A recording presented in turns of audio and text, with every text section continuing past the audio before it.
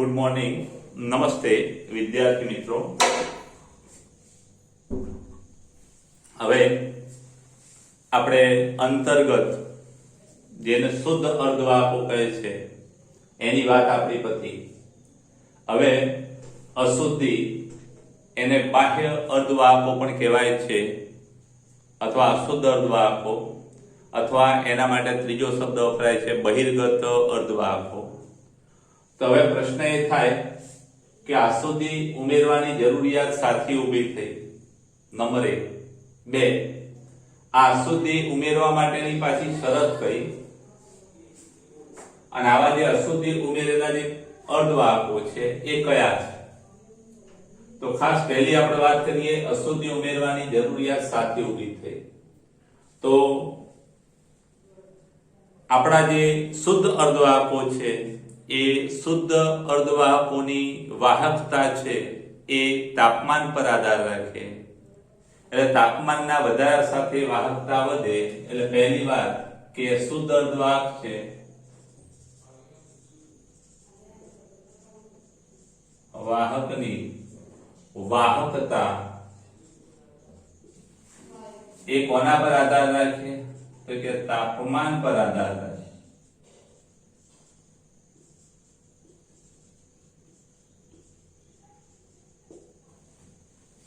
પણ આ જે વાહકતા છે એ ખૂબ ઓછી મળે। તાપમાન પર આધાર રાખે પણ તાપમાનના વધારા સાથે આ શુદ્ધ અર્ધવાહકની જે વાહકતા છે એ વાહકતા કેવી મળે છે, તો કે વાહકતા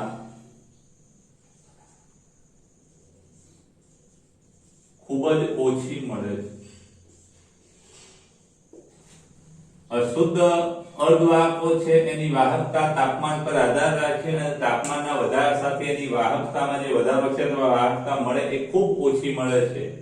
અને માટે આવા અર્ધવાહક અથવા તો આવા અર્ધવાહકો અથવા એનો ઉપયોગ કરી અને આપણે કોઈ ઉપયોગી એવા ઇલેક્ટ્રોનિક્સ પરિપથો અથવા ઇલેક્ટ્રોનિક્સ ઉપકરણો બનાવી શકતા નથી। હવે હેતુ માટે જે ઉપયોગી ઉપકરણો જોઈએ, હેતુ માટે જેવી વાહકતા જોઈએ એવી વાહકતા ધરાવતા આપણે ઉપકરણો બનાવી શકતા નથી। અને માટે શું કરવું પડે, તો આના માટે આપણે શું કરીએ, તો કે આ જે શુદ્ધ અર્ધવાહક છે એમાં યોગ્ય અશુદ્ધિ ઉમેરવામાં આવે। જો આ અર્ધવાહકોમાં યોગ્ય અશુદ્ધિ ઉમેરવાથી એની જે વાહકતા છે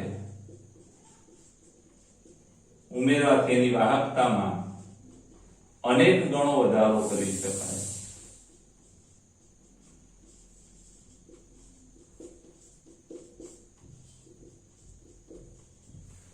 હવે વાહકતામાં આપણે અનેક ગણો વધારો કરી શકીએ। શું કરી, તો કે યોગ્ય અશુદ્ધિ ઉમેરી।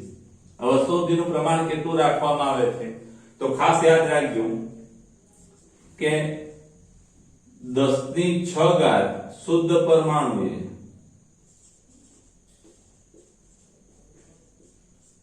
દીઠ કેટલાક અશુદ્ધ પરમાણુ,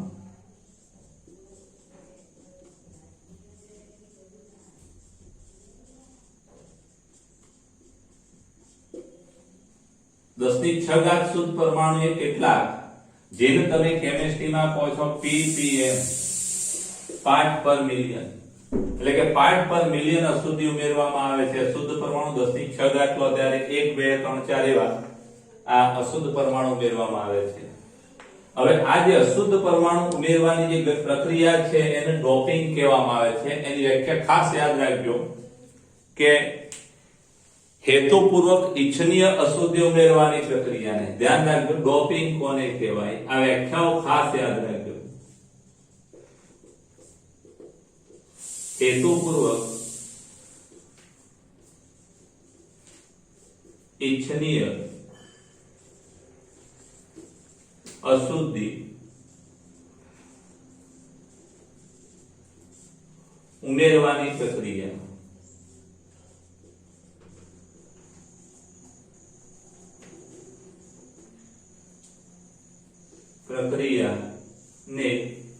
ડોપિંગ કહે છે।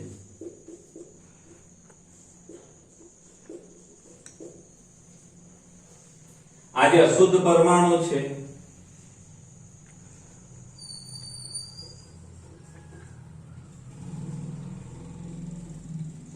પરમાણુ એને ડોપન્ટ્સ કહે છે અને આ જે અર્ધવાહક પદાર્થ બને છે અથવા આ દ્રવ્ય છે એને શું કહે છે તો કે ડોપ્સ અર્ધવાહક અથવા તો ડોપ્સ સેમિકન્ડક્ટર। એટલે ખાસ તમે ધ્યાન રાખજો કે આ ડોપિંગ કોને કહેવાય છે? હેતુપૂર્વક ઈચ્છનીય અશુદ્ધિ ઉમેરવાની પ્રક્રિયા છે એને શું કહેવામાં આવે છે તો કે ડોપિંગ કહેવામાં આવે છે। અશુદ્ધ પરમાણુઓ છે એને ડોપન્ટ્સ કહે છે અને આ દ્રવ્ય અશુદ્ધિ ઉમેરેલા પરમાણુઓ ધરાવતા અર્ધવાહક પદાર્થો અથવા દ્રવ્ય એને ડોપ્સ અર્ધવાહક અથવા સેમિકન્ડક્ટર અર્ધવાહક અથવા સેમિકન્ડક્ટર કહે છે। ખાસ યાદ રાખજો હવે આવા જે અશુદ્ધિ ઉમેરેલા અર્ધવાહકો છે એને શું કહેવામાં આવે છે કે અશુદ્ધ અર્ધવાહકો અથવા બહિર્ગત અથવા તો એના માટે બીજો શબ્દ છે બાહ્ય અર્ધવાહકો। હવે એક વાર આનો સ્ક્રીનશોટ લેવો લઈ લેજો। હવે આમાં એની જે જરૂરિયાત છે કયા કયા અર્ધવાહકો કેટલા પ્રમાણમાં અશુદ્ધિ ઉમેરવામાં આવે, હવે એની શરત શું, કેવી અશુદ્ધિ આપણે ઉમેરી શકીએ તો આપણો સિલિકોન અને જર્મેનિયમ છે, સિલિકોન કે જર્મેનિયમ એ કેવા છે કે ટેટ્રાવેલેન્ટ અથવા એને ટેટ્રાવેલેન્સ પણ કહેવાય છે। એટલે એની વેલેન્સી કેટલી છે +4 વેલેન્સી છે, વેલેન્સી 4 છે અને આ 4 વેલેન્સી ધરાવતા સિલિકોન કે જર્મેનિયમમાં આપણે કેવી અશુદ્ધિ ઉમેરી શકીએ તો બે પ્રકારની અશુદ્ધિ ઉમેરી શકીએ। એક કઈ તો કે એક પેન્ટાવેલેન્ટ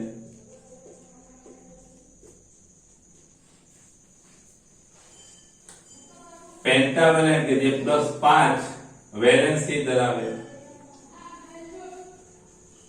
વેલેન્સી એની 5, સંયોજકતા પણ એને કહેવાય છે એટલે 5 સંયોજકતા। અને બીજો છે ટ્રાયવેલેન્ટ,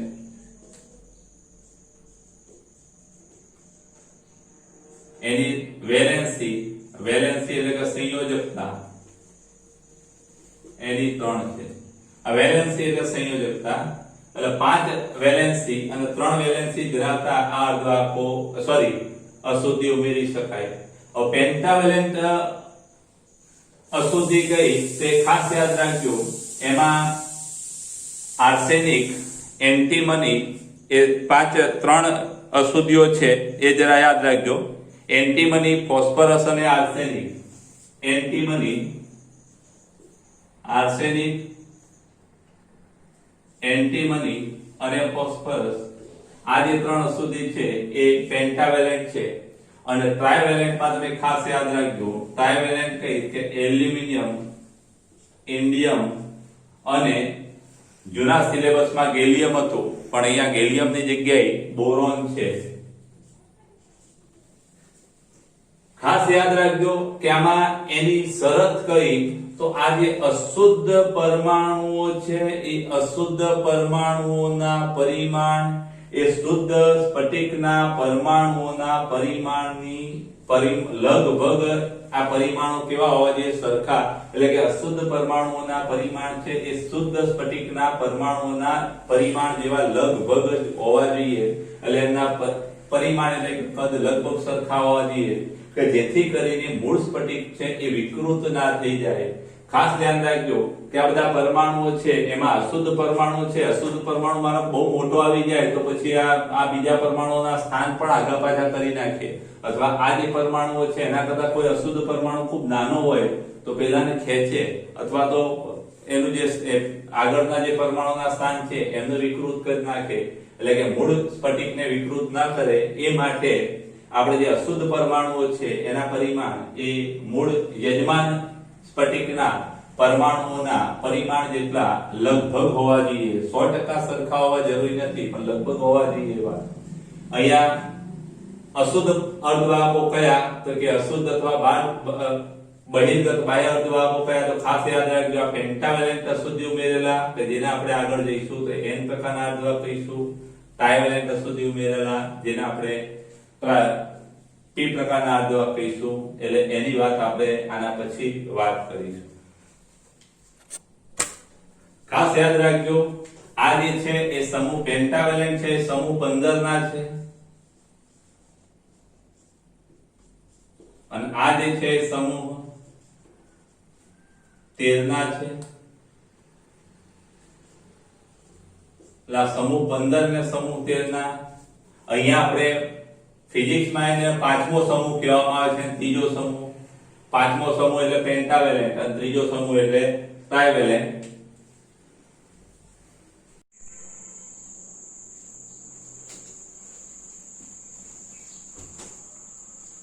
નમસ્તે વિદ્યાર્થી મિત્રો, આપણે અશુદ્ધ અર્ધવાહકની વાત કરી અને એ અશુદ્ધ અર્ધવાહકમાં આપણે બે અર્ધવાહકો બનાવીએ છીએ, એક n પ્રકારનો અને બીજો p પ્રકારનો. અને એમાં આપણે પહેલી વાત કરીએ n પ્રકારનો અર્ધવાહક. એને n પ્રકારનો સ્ફટિક પણ કહેવામાં આવે છે. તેમાં ખાસ ધ્યાન રાખજો કે સિલિકોન કે જર્મેનિયમના સ્ફટિકમાં જ્યારે આપણે પેન્ટાવેલેન્ટ અશુદ્ધિ ડોપિંગ કરીએ અથવા પેન્ટાવેલેન્ટ અશુદ્ધિનું ડોપિંગ કરીએ તો જ્યારે આપણે આ પેન્ટાવેલેન્ટ અશુદ્ધિ ડોપિંગ કરીએ સિલિકોન કે જર્મેનિયમમાં ત્યારે એના 5 ઇલેક્ટ્રોન હોય છે. પેન્ટાવેલેન્ટ એટલે એની વેલેન્સી અથવા સંયોજકતા 5, એટલે કે આ પેન્ટાવેલેન્ટ અશુદ્ધિની સંયોજકતા 5 છે. એટલે એના 5 વેલેન્સ ઇલેક્ટ્રોન હોય છે. અને આ જે 5 વેલેન્સ ઇલેક્ટ્રોન ધરાવતો જે પરમાણુ છે પેન્ટાવેલેન્ટ તત્વનો, એ આ સિલિકોન કે જર્મેનિયમના સ્ફટિકમાં સિલિકોન કે જર્મેનિયમના પરમાણુના સ્થાને ગોઠવાય છે. અને આ જે પેન્ટાવેલેન્ટ અશુદ્ધ પરમાણુ છે એ એના 5 ઇલેક્ટ્રોન માંથી 4 ઇલેક્ટ્રોન 1, 2, 3 અને 4, આ 4 ઇલેક્ટ્રોન એના પડોશી 4 સિલિકોન પરમાણુઓ સાથે સહસંયોજક બંધમાં વપરાય છે અથવા વાપરે છે. અને પાંચમો જે ઇલેક્ટ્રોન છે એ સહસંયોજક બંધમાં વપરાતો નથી. હવે આ જે ઇલેક્ટ્રોન સહસંયોજક બંધમાં વપરાતો નથી એ ઇલેક્ટ્રોન આ પરમાણુ સાથે ખૂબ નબળા બંધથી જોડાયેલો હોય છે. અને નબળા બંધથી જોડાયેલો હોવાથી આ ઇલેક્ટ્રોન જે પાંચમો વધારાનો છે એ ખૂબ ઓછી ઉર્જાથી એનું આયનીકરણ થઈ શકે અથવા ખૂબ ઓછી ઉર્જા આપવામાં આવે ઓરડાના તાપમાને, તો ઓરડાના તાપમાને ખૂબ ઓછી ઉર્જા મેળવી એ આ પરમાણુ પરથી આયનીકરણ પામે છે. કેમ આવું થાય? તો એના પાછળનું કારણ એ કે આ જે અશુદ્ધ પરમાણુ છે એ અશુદ્ધ પરમાણુનો જે પાંચમો ઇલેક્ટ્રોન છે એ પાંચમો ઇલેક્ટ્રોન આ 4 ઇલેક્ટ્રોન અને આ પરમાણુને અથવા 4 ઇલેક્ટ્રોનને આ પરમાણુના ગર્ભ તરીકે જુએ છે. એટલે એને આખાને અલગ જ પાડી દીધો છે. આ 4 પરમાણુ સહસંયોજક બંધમાં વપરાઈ ગયેલા છે અને આ જે પાંચમો ઇલેક્ટ્રોન છે એ આ 4 ઇલેક્ટ્રોનને પરમાણુના ગર્ભ તરીકે જુએ છે. અને માટે આ ઇલેક્ટ્રોન છે એ આ ઇલેક્ટ્રોનના આયનીકરણ માટે ઓરડાના તાપમાને ખૂબ ઓછી ઉર્જાની જરૂર પડે. કેટલી ઓછી એની જરા વાત કરીએ તો સામાન્ય રીતે જો સિલિકોન પરમાણુ હોય તો સિલિકોન પરમાણુ માટે આ જે પેન્ટાવેલેન્ટ અશુદ્ધ પરમાણુનો પાંચમો ઇલેક્ટ્રોન છે એને પરમાણુ પરથી મુક્ત કરવા માટે 0.05 ઇલેક્ટ્રોન વોલ્ટ ઉર્જા જોઈએ. અને જે જર્મેનિયમ છે એ જર્મેનિયમની ઉર્જા જર્મેનિયમના સ્ફટિકમાં જો પેન્ટાવેલેન્ટ અશુદ્ધિ ઉમેરેલી હોય તો એની ઉર્જા 0.01 ઇલેક્ટ્રોન વોલ્ટ જોઈએ. આ જે ઉર્જા છે એ શુદ્ધ અર્ધવાહકની વાત કરીએ તો શુદ્ધ અર્ધવાહકમાં જે પ્રતિબંધિત પટ એટલે કે બેન્ડ ગેપ ઉર્જા ને પ્રતિબંધિત પટ કહેવામાં આવે છે. એટલે કે બેન્ડ ગેપ ઉર્જા અથવા પ્રતિબંધિત ઉર્જા માટે જે પ્રતિબંધિત ઉર્જા માટે જે ઉર્જા છે એ G સિલિકોન માટે કેટલી તો કે 1.1 ઇલેક્ટ્રોન વોલ્ટ સિલિકોન માટે અને જર્મેનિયમ માટે પ્રતિબંધિત ઉર્જા કેટલી છે તો કે 0.72 ઇલેક્ટ્રોન વોલ્ટ. ખાસ યાદ રાખજો આ પ્રતિબંધિત ઉર્જા એટલે બીજું કઈ નહીં, શુદ્ધ અર્ધવાહકના ઇલેક્ટ્રોનને સહસંબંધમાંથી બહાર કાઢવા માટે જરૂરી ઉર્જા. બેન્ડ ગેપના આધારે વાત કરીએ તો કન્ડક્શન બેન્ડ વેલેન્સ બેન્ડમાંથી કન્ડક્શન બેન્ડમાં જાય એના માટેની ઉર્જા. એટલે કે આટલી ઉર્જા એટલે કે સિલિકોન અને જર્મેનિયમ માટે આ જે પાંચમા ઇલેક્ટ્રોનને મુક્ત કરવા માટે અથવા આયોનાઇઝ કરવા માટે જરૂરી ઉર્જા સિલિકોન માટે આટલી છે અને જર્મેનિયમમાં જો પેન્ટાવેલેન્ટ અશુદ્ધિ ઉમેરી હોય તો આટલી છે. જે પ્રતિબંધિત ઉર્જા શુદ્ધ અર્ધવાહક માટે પ્રતિબંધિત ઉર્જા સિલિકોન માટે આટલી અને જર્મેનિયમ માટે 0.72 ઇલેક્ટ્રોન વોલ્ટ છે એના કરતા ખૂબ ઓછી છે. અને આ ઘણી જ ઓછી ઉર્જા હોવાના કારણે આ ઇલેક્ટ્રોન છે એ ઓરડાના તાપમાને મુક્ત ઇલેક્ટ્રોનની જેમ વર્તે. આમ અશુદ્ધ પેન્ટાવેલેન્ટ અશુદ્ધ પરમાણુ એ મૂળ યજમાન સ્ફટિકને એક વિદ્યુતભાર વાહક એવા ઇલેક્ટ્રોનનું દાન કરે છે, વધારાનો એક વિદ્યુતભાર વાહક તરીકે ઇલેક્ટ્રોન આપે છે અને માટે આને કેવી અશુદ્ધિ કહેવામાં આવે છે તો ખાસ યાદ રાખજો કે પેન્ટાવેલેન્ટ અશુદ્ધિ, એને ડોનર અશુદ્ધિ કહેવાય છે. ડોનર અશુદ્ધિ, ડોનર એટલે દાતા. વિદ્યુતભાર વધારાના વિદ્યુતભાર વાહક એવા ઇલેક્ટ્રોનનું એ દાન કરે છે માટે એને ડોનર અથવા તો દાતા અશુદ્ધિ કહેવામાં આવે છે. હવે આ જે પેન્ટાવેલેન્ટ અશુદ્ધ પરમાણુ ઉમેરેલા આપણે સિલિકોન કે જર્મેનિયમના અર્ધવાહકની વાત કરીએ તેમાં જે મુક્ત ઇલેક્ટ્રોન છે એ મુક્ત ઇલેક્ટ્રોનની સંખ્યા કોના પર આધાર રાખે તો જો તમે આ અશુદ્ધ પરમાણુ જો તમે 500 ઉમેર્યા હોય તો 500 મુક્ત ઇલેક્ટ્રોન આપણને મળે અને એક મોલમાં 1000 ઉમેરેલા હોય તે 1000 મુક્ત ઇલેક્ટ્રોન મળે. તમે જેટલા અશુદ્ધ પરમાણુ ઉમેરો એના પ્રમાણમાં આ મુક્ત ઇલેક્ટ્રોન મળતા હોય છે. એટલે આપણે એમ કહી શકીએ કે આ n પ્રકારના આ પ્રકારના અર્ધવાહકમાં આ જે ઇલેક્ટ્રોનની સંખ્યા છે એ અશુદ્ધ પરમાણુઓની સંખ્યા પર આધાર રાખે છે અથવા અશુદ્ધ પરમાણુઓના પ્રમાણ પર આધાર રાખે છે. અશુદ્ધ પરમાણુનું પ્રમાણ આપણે વધારી ઘટાડી અને આ મુક્ત ઇલેક્ટ્રોનની સંખ્યા પણ વધારી ઘટાડી શકીએ છીએ. અને બીજી વાત જો અહીંયા ઇલેક્ટ્રોન એક આ રીતે તો મળે જ, અશુદ્ધ પરમાણુમાંથી તો આપણને ઇલેક્ટ્રોન મળે જ છે, પણ બીજું કે શુદ્ધ અર્ધવાહકમાં ક્યાંક સહસંબંધમાં ભંગાણ સર્જાય અને આવા શુદ્ધ અર્ધવાહકમાં ઇલેક્ટ્રોન હોલના જોડકા ઉત્પન્ન થવાના કારણે પણ મુક્ત ઇલેક્ટ્રોન મળે છે. જ્યારે હોલની સંખ્યા આપણે વાત કરીએ તો અહીંયા હોલની સંખ્યા માત્ર શુદ્ધ વાહકમાં મળતા હોલની સંખ્યા જેટલી જ મળે છે.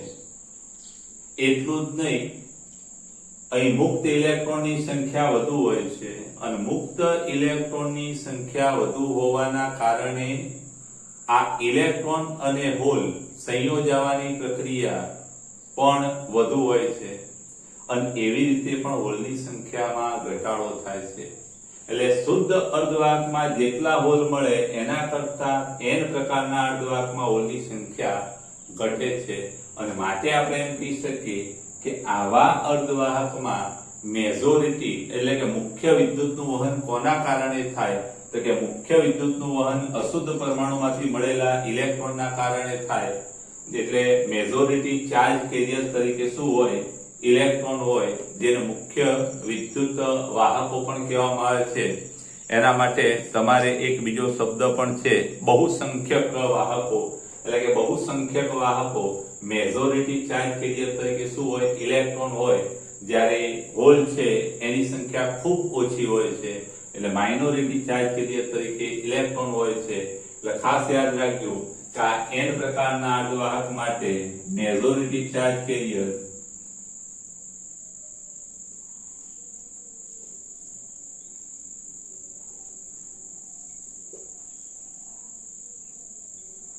ઇલેક્ટ્રોન અને માઇનોરિટી ચાર્જ કેરિયર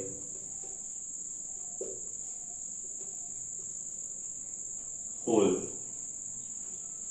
ખાસ યાદ રાખજો, મેજોરિટી ચાર્જ કેરિયર જેને મુખ્ય બહુસંખ્યક ઇલેક્ટ્રોન અને અલ્પસંખ્યક હોલ હોય છે, અને માટે એમ કહી શકાય કે આવા અર્ધવાહકમાં ઇલેક્ટ્રોનની સંખ્યા ઘનતા એ ખૂબ મોટી હોય છે, હોલની સંખ્યા ઘનતા કરતા. ખાસ આને 3-4 વાર તમે આ લેક્ચર સાંભળી લેજો એટલે તમને આવડી જશે.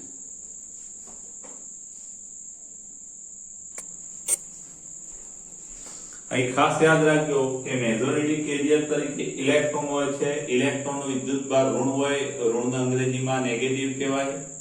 એટલે આજે પેન્ટાવેલેન્ટ અશુદ્ધિ ઉમેરવાથી જે આપણો અર્ધવાહક બને એ મેજોરિટી ચાર્જ કેરિયર નેગેટિવ છે, એટલે એને આપણે n પ્રકારનો અર્ધવાહક કહીએ છીએ.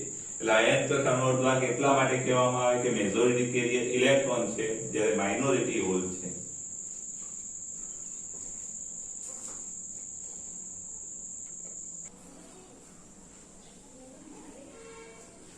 હવે એક આગળની વાત આપણે કરીએ. p પ્રકારનો અર્ધવાહક, n પ્રકારના અર્ધવાહકની વાત કરી તો p પ્રકારના અર્ધવાહકમાં ખાસ યાદ રાખજો કે સિલિકોન કે જર્મેનિયમ છે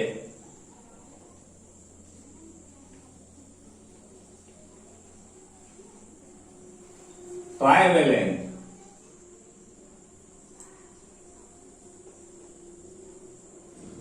તત્વો. ટ્રાયવેલેન્ટ તત્વો કયા? તો ખાસ યાદ રાખજો, તો 3 તત્વો છે, એલ્યુમિનિયમ, બોરોન અને હિલિયમ.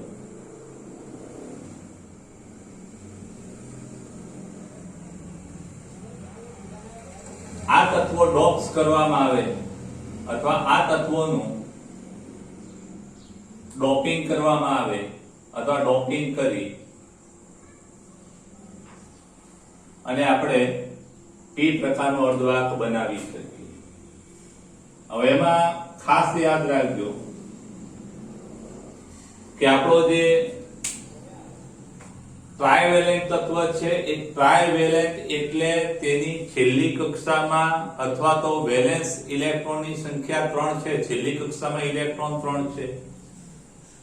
એટલે આ જે ટ્રાયવેલેન્ટ તત્વ છે એ જ્યારે ટ્રાયવેલેન્ટ તત્વથી જ્યારે સિલિકોન કે જર્મેનિયમને ડોપ્સ કરવામાં આવે અથવા તો એનું ડોપિંગ કરવામાં આવે ત્યારે આ જે ટ્રાયવેલેન્ટ તત્વ છે એ સિલિકોન કે જર્મેનિયમના પરમાણુના સ્થાને ગોઠવાય ત્યારે આ ટ્રાયવેલેન્ટ તત્વ કે જેની પાસે 3 વેલેન્સ ઇલેક્ટ્રોન છે અને એના 4 પડોશી પરમાણુઓમાંથી 3 પડોશી પરમાણુઓ સાથે એ 3 ઇલેક્ટ્રોન છે એ સહસંયોજક બંધમાં અથવા કોવેલેન્ટ બંધમાં વાપરે છે, અને ચોથા સિલિકોન એટલે કે અશુદ્ધ પરમાણુ, ટ્રાયવેલેન્ટ અશુદ્ધ પરમાણુ અને ચોથા પરમાણુ વચ્ચેના સહસંયોજક બંધમાં એક ઇલેક્ટ્રોનની ખાલી જગ્યા રચાય છે, અથવા આપણે એમ કહી શકીએ કે ત્યાં શું રચાય છે? હોલ રચાય છે. હવે આ જે હોલ છે, આ જે ખાલી જગ્યા છે એ ખાલી જગ્યામાં આ જે સિલિકોન પરમાણુ છે એ સિલિકોન પરમાણુના આ અશુદ્ધ પરમાણુ વચ્ચેનો જે બંધ છે એમાં ખાલી જગ્યા છે એ ઇલેક્ટ્રોનને આકર્ષવાની વૃત્તિ ધરાવે, અને માટે આ અશુદ્ધ પરમાણુ અથવા તો જે ટ્રાયવેલેન્ટ પરમાણુ સાથે જે સિલિકોન પરમાણુ બંધ બનાવે છે એનો બીજી એ સિવાયનો કોઈ બંધમાંનો ઇલેક્ટ્રોન છે એ કૂદકો મારી અને આવા અશુદ્ધ પરમાણુ અને સિલિકોન પરમાણુ વચ્ચેના હોલને પૂરી દે છે. એટલે આવો ઇલેક્ટ્રોન છે કૂદકો મારી અને આવા હોલને પૂરી દે છે, અને પરિણામે આ જે સિલિકોન પરમાણુ અથવા પડોશી જે સિલિકોન પરમાણુ છે એના બીજા સહસંયોજક બંધમાં એક હોલ રચાય છે. હવે ખાસ ધ્યાન રાખજો, અહીંયા અશુદ્ધ પરમાણુનું જે હોલ છે એ આવા ઇલેક્ટ્રોનને આકર્ષવાની વૃત્તિ ધરાવે, આ શુદ્ધ પરમાણુ અને સિલિકોન પરમાણુ વચ્ચે જે હોલ રચાયેલું એ આવા ઇલેક્ટ્રોનને આકર્ષવાની વૃત્તિ ધરાવે અને આકર્ષે એને ગ્રાહી કહેવાય. એટલે આપણે એમ કહી શકીએ કે આ જે ટ્રાયવેલેન્ટ અશુદ્ધિ છે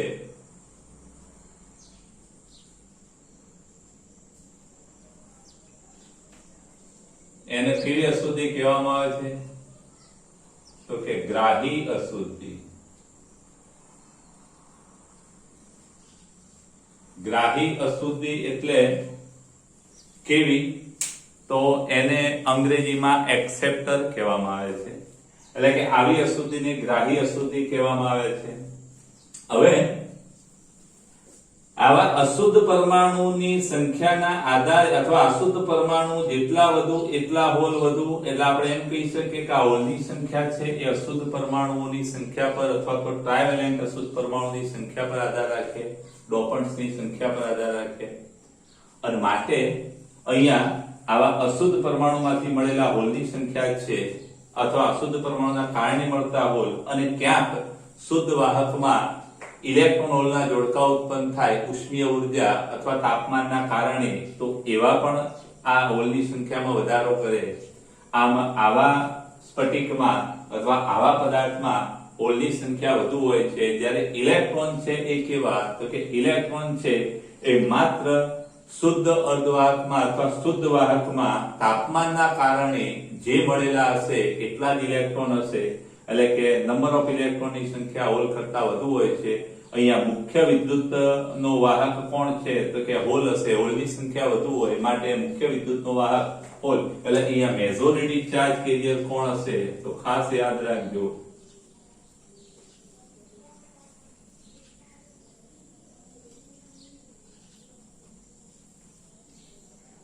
મેજોરિટી ચાર્જ કેરિયર તરીકે હોલ હોય અને માઇનોરિટી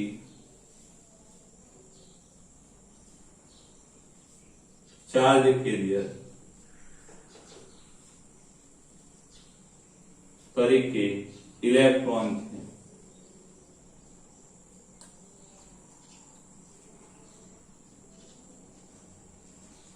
અહીંયા મુખ્ય વિદ્યુતનું વહન કોના કારણે થાય છે? તો કે હોલના કારણે.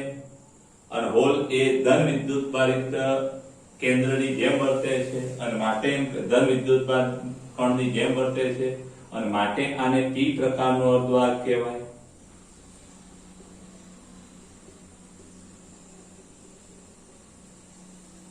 અહીંયા number of electron is much less than number of. ખાસ ધ્યાન રાખજો કે જ્યારે આવો ઇલેક્ટ્રોન કૂદીને આવા સહસંયોજક બંધમાં આવે એટલે ઓલરેડી આ તત્વ છે એ તટસ્થ હતું અને આવા તટસ્થ તત્વમાં એકાદો ઇલેક્ટ્રોન સહસંયોજક બંધમાં વધુ આવે એટલે આ કેન્દ્ર છે એ કેવું બની જાય કે ઋણ વિદ્યુતભારિત બને.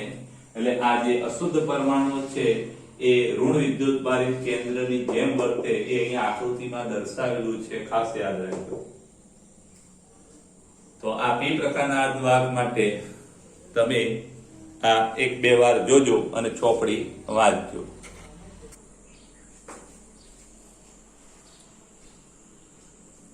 હવે આજે એન અને પી પ્રકારના અર્ધવાહકો આપણે ભણ્યા અને એન અને પી પ્રકારના અર્ધવાહકો છે એ વિદ્યુતની દ્રષ્ટિએ તટસ્થતા જાળવી રાખતા હોય છે. કઈ રીતે જાળવી રાખે? તો અહીંયા આપણે વાત કરીએ કે જે આપણે અશુદ્ધ પરમાણુ ઉમેરીએ છીએ એ અશુદ્ધ પરમાણુ એ આયોનાઇઝ અથવા તો આયનીકૃત આયનની જેમ વર્તે છે. એટલે જેટલા મુક્ત વિદ્યુતભાર વાહકો એમાં મળે છે એ મુક્ત વિદ્યુતભાર વાહકોના વિદ્યુતભાર જેટલો જ આયનો પરનો વિદ્યુતભાર પણ હોય છે, પણ વિરુદ્ધ પ્રકારનો હોય છે. આપણે અહીંયા પી પ્રકારના અર્ધવાહકની વાત કરીએ તો અહીંયા જે આપણે અશુદ્ધ પરમાણુ મૂકીએ છીએ ગ્રાહી પરમાણુ એ ઋણ આયન બન્યો છે. તો ઋણ આયન બન્યો છે તો એની સાથે એક હોલ પણ છોડતો જાય છે.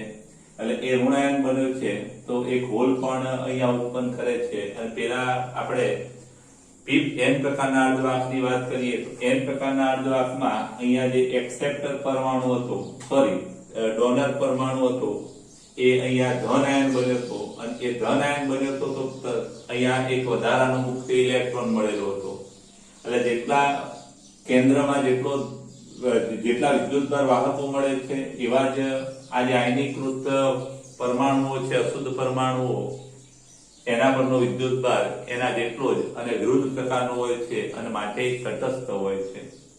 હવે એક બીજી વાત કે આ જે અશુદ્ધિ ઉમેરેલા આ જે સિલિકોન કે જર્મેનિયમ સ્ફટિક છે, એટલે કે PKN પ્રકારના અર્ધવાહકો છે, આ PKN પ્રકારના અર્ધવાહકોમાં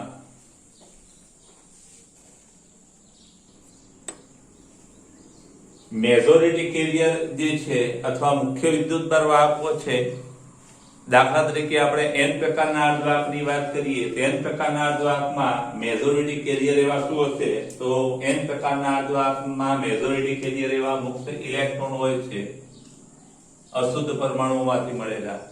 અને P પ્રકારના અર્ધવાહકમાં શું હોય છે? તો કે હોલ હોય છે. હવે આ મેજોરિટી કેરિયર એવા ઇલેક્ટ્રોન ને હોલ હોય છે, એટલે આ જે મેજોરિટી કેરિયર હોય છે અશુદ્ધિ ઉમેરેલા પદાર્થોમાં, એ અશુદ્ધિ પરમાણુઓ છે એ આ જે PKN પ્રકારના અર્ધવાહકમાં જે મેજોરિટી કેરિયર છે એ માઇનોરિટી કેરિયર સાથે અથડાવાની સંભાવના વધુ હોય છે. એટલે N પ્રકારનો અર્ધવાહક હોય તો મુક્ત ઇલેક્ટ્રોન વધુ હોય, એટલે ઇલેક્ટ્રોન હોલ સાથે અથડાવાની સંભાવના વધુ હોય. અને P પ્રકારના અર્ધવાહકમાં હોલ વધુ હોય તો એ હોલ છે એ ઇલેક્ટ્રોન સાથે અથડાવાની સંભાવના વધુ હોય. અને માટે આ જે મેજોરિટી કેરિયર છે એ માઇનોરિટી કેરિયરને ઘટાડવાનો પ્રયત્ન કરે. એટલે આ N પ્રકારના અર્ધવાહકમાં આ જે ઇલેક્ટ્રોન છે એ હોલ સાથે સંયોજાઈ અને હોલની સંખ્યા ઘટાડે. અને P પ્રકારના અર્ધવાહકમાં જે હોલ મેજોરિટી કેરિયર છે એ ઇલેક્ટ્રોન સાથે અથડાઈ અને ઇલેક્ટ્રોનની સંખ્યા ઘટાડવાનો પ્રયત્ન કરે. અને આવી રીતે પણ આ જે મેજોરિટી કેરિયર છે ને એ માઇનોરિટી કેરિયરની સંખ્યામાં ઘટાડો કરતા હોય છે. અને આવી રીતે પણ જે અશુદ્ધિ ઉમેરેલા અર્ધવાહકો છે એમાં મેજોરિટી કેરિયર વધુ હોય છે, જ્યારે માઇનોરિટી કેરિયર આવી ઘટનાઓના કારણે પણ ઘટતા હોય છે.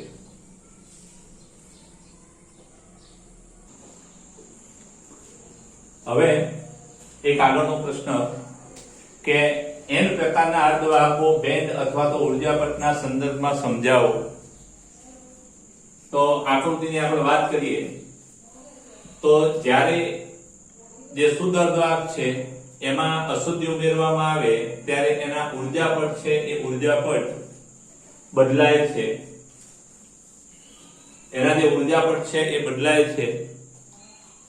એમાં પહેલા આપણે વાત કરીએ N પ્રકારનો અર્ધવાહક. તો N પ્રકારના અર્ધવાહકમાં જ્યારે આપણે ડોનર અશુદ્ધિ ઉમેરીએ, ડોનર એટલે કે પેન્ટાવેલેન્ટ અશુદ્ધિ ઉમેરીએ, તો આ જે પેન્ટાવેલેન્ટ અશુદ્ધ પરમાણુના ઉર્જા સ્તર ED વડે દર્શાવેલ છે. અને ED એક કન્ડક્શન બેન્ડના સૌથી નીચેના સ્તરની ખૂબ નજીક છે અથવા સૌથી નીચેના સ્તરની નીચે છે.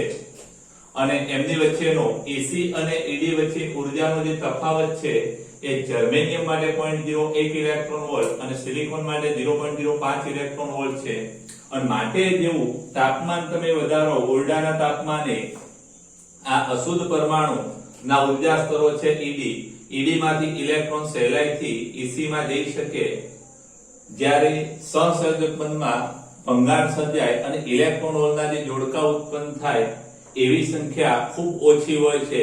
એ લગભગ 1 મોલ દીઠ 1012 જેટલી હોય છે. 1 મોલ એ 1012 હોય છે, જ્યારે અશુદ્ધ પરમાણુ આના કરતા ખૂબ વધારે ઉમેરેલા હોય છે.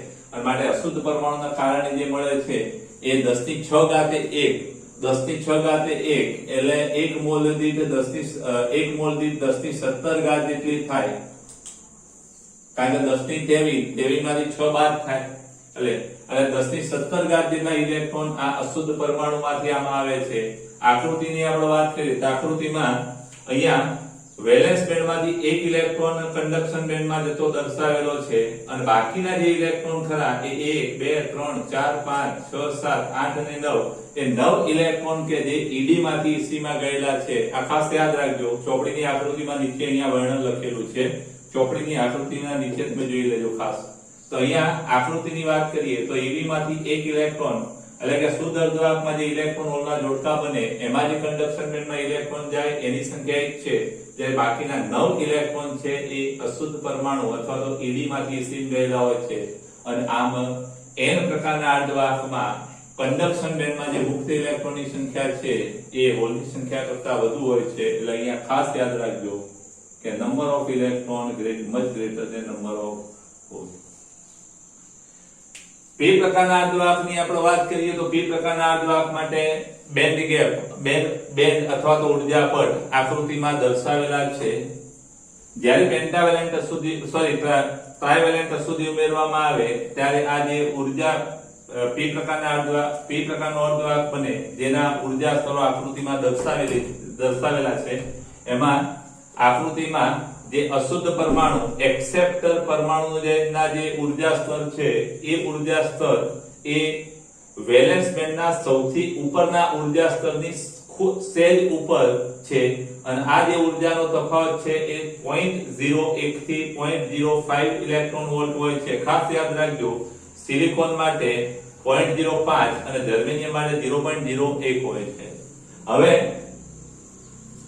જેમ તાપમાન વધે અથવા ઓરડાના તાપમાને આ ઇલેક્ટ્રોન છે એક્સેપ્ટર અશુદ્ધિમાં હોલની સંખ્યા ખૂબ વધુ હોય છે એટલે અહીંયા તાપમાનના વધારા સાથે વેલેન્સ બેન્ડમાંથી ઇલેક્ટ્રોન સહેલાઈથી સક્રાંતિ કરી અને આ અશુદ્ધ પરમાણુ એના ઊર્જા સ્તરમાં જાય છે અને ખૂબ ઓછા ઇલેક્ટ્રોન સક્રાંતિ કરી અને કંડક્શન બેન્ડમાં જાય છે આમ ઈવી માંથી ઈએ માં સક્રાંતિ થતા હોલની સંખ્યા ઈવી વિભાગમાં હોલની સંખ્યા ખૂબ વધી જાય છે જ્યારે આ શુદ્ધ અર્ધવાહકમાં જેટલા મુક્ત ઇલેક્ટ્રોન મળે એટલા જ ઇલેક્ટ્રોન અહીંયા મળતા હોય છે અને માટે આપણે એમ કહી શકીએ અહીંયા મુક્ત ઇલેક્ટ્રોનની સંખ્યા કરતા હોલની સંખ્યા ખૂબ વધુ હોય છે એટલે આપણે એમ કહી શકીએ અહીંયા number of electron number of hole એ ખૂબ વધુ છે નંબર ઓફ કોના કારણે આ અશુદ્ધ પરમાણુના ઊર્જા સ્તરના કારણે થાય છે તો આ પણ જરા ખાસ યાદ રાખજો અને એક છેલ્લી વાત આમાં કે અહીંયા ઇલેક્ટ્રોન અને હોલ એનું પુનઃ સંયોજન પણ થતું હોય છે એ આના કરતા અલગ વાત છે એટલે આ પ્રશ્ન સાથે સંકળાયેલી નથી અહીંયા n અને p પ્રકારના અર્ધવાહકો ઊર્જા પટના આધારે સમજૂતી પૂરી થાય છે પણ એક બીજી વધારાની વાત છે હું અહીંયા જરા લાલ પેનથી સમજાવી દઉં છું તેમાં ખાસ યાદ રાખજો કે આપણો જે અર્ધવાહક છે એ અર્ધવાહકમાં ઇલેક્ટ્રોન હોલ નિર્માણની પ્રક્રિયા પણ થતી હોય છે અને સાથે સાથે થર્મોડાયનેમિક્સના આધારે આ ઇલેક્ટ્રોન હોલ એ એકબીજા સાથે પુનઃ સંયોજન પણ થતા હોય છે અને આ જે પુનઃ સંયોજનનો દર છે એ ઇલેક્ટ્રોન અને હોલની સંખ્યા પર આધાર રાખતો હોય છે ઇલેક્ટ્રોન અને હોલની સંખ્યા જેમ વધુ એમ આ પુનઃ સંયોજનનો દર પણ વધુ અને સ્ફટિક બંધારણની વાત કરીએ તો n પ્રકારના અને p પ્રકારના અર્ધવાહક અને શુદ્ધ અર્ધવાહકમાં સ્ફટિક બંધારણ સરખું છે અને માટે એક વાત ખાસ યાદ રાખજો કે પુનઃ સંયોજનના દરના આધારે જોડી ઇલેક્ટ્રોન હોલ જોડકાઓની સંખ્યા ઘનતાનો વર્ગ એ નંબર ઓફ હોલ અને નંબર ઓફ ઇલેક્ટ્રોનના ગુણાકાર જેટલો હોય છે આ સૂત્ર જૂના સિલેબસમાં મેળવેલું હતું અહીં તમારે આ સૂત્ર ખાસ યાદ રાખવાનું છે અહીંયા એક વાત ખાસ યાદ રાખજો ચોપડીમાં જે થોડા ડેટા છે એ તમારે ડેટા યાદ રાખજો કે અહીંયા આ જે બેન્ડ ગેપ ઊર્જા આ જે ઊર્જાનો તફાવત છે ઈડી અને ઈસી વચ્ચે જર્મેનિયમ માટે 0.01 સિલિકોન માટે 0.05 એ જ રીતે અહીંયા પણ ઈ અને ઈવી વચ્ચે પણ સિલિકોન માટે 0.05 જર્મેનિયમ માટે 0.01 પછી આ જે ઊર્જાનો તફાવત છે ઈજી તો ઈજી ખાસ યાદ રાખજો ઈજી નું મૂલ્ય આ ઈજી નું મૂલ્ય ખાસ યાદ રાખજો ઈજી નું મૂલ્ય અહીંયા 1.1 ઇલેક્ટ્રોન વોલ્ટ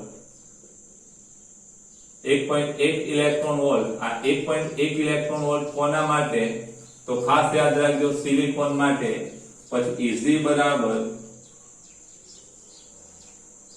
0.72 ઇલેક્ટ્રોન વોલ્ટ કોના માટે છે? જર્મેનિયમ માટે. પછી Eg બરાબર ડાયમંડ માટે 5.4 યાદ રાખજો. શના માટે? કે ડાયમંડ માટે, હીરા માટે. હીરા માટે આ ઉર્જા બેન્ડ ગેપ ઉર્જા 5.4 છે. આ જે ડેટા છે એ તમારે ખાસ યાદ રાખવાના. અને શુદ્ધ વાહકો છે અથવા તો જે વાહકો છે, ધાતુઓ છે, ધાતુઓ માટે બેન્ડ ગેપ ઉર્જા લગભગ 0 હોય છે. એ પણ તમે યાદ રાખજો. ધાતુઓ માટે અહીં લખી દઈએ કે Eg બરાબર 0 ધાતુઓમાં. લાઈક આ ડેટા પણ તમે યાદ રાખજો, ક્યાંક MCQ માં પૂછાય તો. અત્યાર સુધીના અર્ધવાહકોના જે લેક્ચર બનાવેલા છે એ તમારે બહુ વ્યવસ્થિત જોઈ લેવાના. સારી રીતે તમે જોશો તો આગળ PN જંકશન ડાયોડ માં અને જેનર ડાયોડમાં સારી સમજ પડશે. બાકી આ બાબત તમને સારી સમજ નહીં પડતા આગળ પાછી તકલીફ પડશે. એટલે આના લેક્ચર બહુ સારી રીતે તમે જોઈ લેજો. આમાં કઈ કોઈ વસ્તુ ગોખવા જેવી નથી, સમજી લેજો. ખાલી સ્ક્રીનશોટ લઈ ઉતાર દેજો.